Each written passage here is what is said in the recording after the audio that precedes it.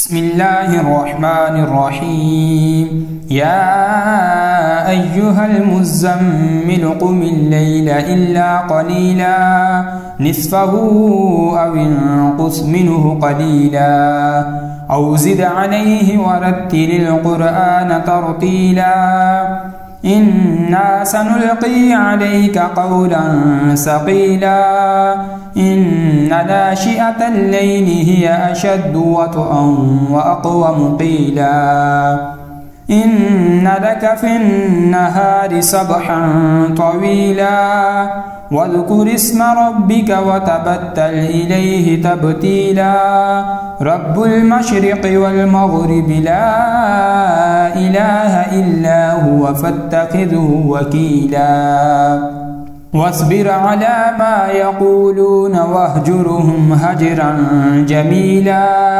وذرني والمكذبين أولي النعمة ومهلهم قليلا إن لدينا أنكالا وجحيما وطعاما ذا غصة وعذابا أليما يوم ترجف الأرض والجبال وكانت الجبال كثيبا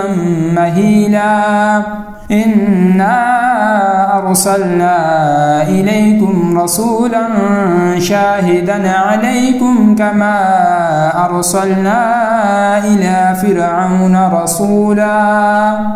فعصى فرعون الرسول فأخذناه أخذا وبيلا فكيف تتقون إن كفرتم يوما يجعل الولدان شيبا السماء منفطر به كان وعده مفعولا إن هذه تذكرة فمن شاء اتخذ إلى ربه سبيلا